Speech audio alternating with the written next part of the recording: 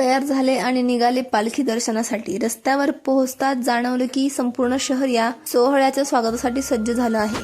रस्त्यांच्या दोन्ही बाजूंना दुकानांची लगबग सुरू होती. कोणी खेळणी मांडत होतं, कोणी तुळशीच्या माळा आणि कोणी पूजेचं साहित्य विकण्यासाठी तयारी करत होतं. पालखीच्या स्वागतासाठी शहरभर सुंदर सुंदर रांगोळ्या काढल्या जात होत्या. मीही थोडी मदत केली.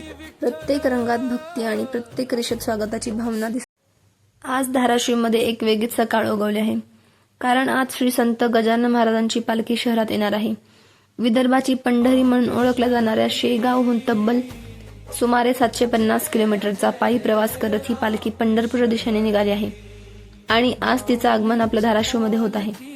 चला आपण या भक्तिमय वातावरणाचा एक छोटासा भाग बनूया. स्वागतामध्ये छोटासा सहभाग जरी मिळाला तरी तो कायम लक्षात राहणारा क्षण असतो. आता फक्त एका क्षणाची वाट पाहायची होती. पालखी कधी येते याची उत्सुकता प्रत्येकाच्या चेहऱ्यावर दिसत होती. याचा अर्थ पालखी जवळ आलेली आहे. पालखीचं आगमन थोड्याच वेळात होणार आहे. वारीत सेवा अनेक प्रकारे केली जाते.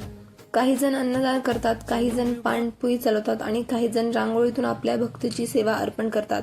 रस्ता संपला तरी प्रत्येक ठिकाणी रांगोळी दिसणारच. रांगोळी काही संपणार नाही, कारण की इथे प्रत्येक रस्त्यावर प्रत्येक ठिकाणी तुम्ही जाल तिकडे तुम्हाला रांगोळी काढलेली दिसेलच. प्रत्येकाची नजर रस्त्याकडे खेळली होती. कानात टाळ मृदुंगांचा नाद घुमत होता आणि मनात एकच ओढ होती, ती म्हणजे पालखीच्या दर्शनाची. दरवर्षी ज्येष्ठ महिन्याच्या सुरुवातीला म्हणजे साधारणपणे मे महिन्याच्या शेवटी किंवा जूनच्या पहिल्या आठवड्यात टाळ मृदुंग आणि हरिनामाच्या जयघोषात पालखी पंढरपूरकडे प्रस्थान करते. हजारो वारकरी या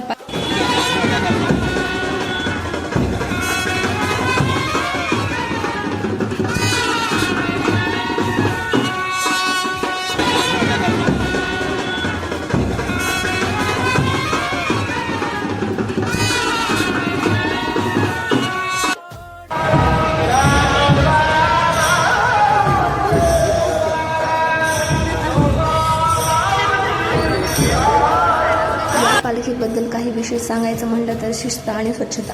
ही पालखी महाराष्ट्रातील सर्वात शिस्तबद्ध पालखी म्हणून ओळखली जाते. पालखी मार्गावर वारकऱ्यांकडून कडक शिस्त आणि स्वच्छताही पाळली जाते.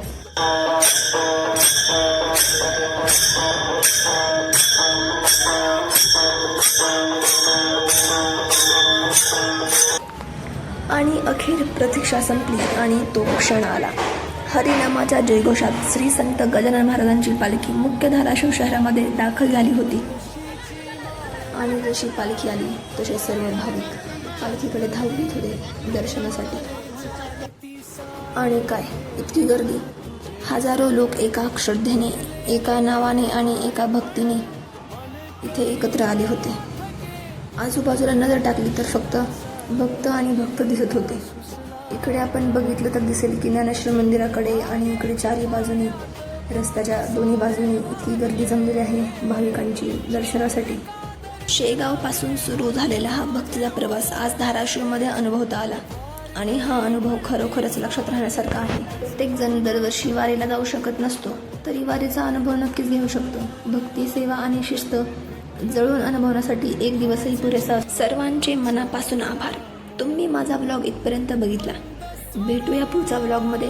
तोपर्यंत पुंडलिक वरदे हरी विठ्ठल श्री ज्ञानदेव तुकाराम.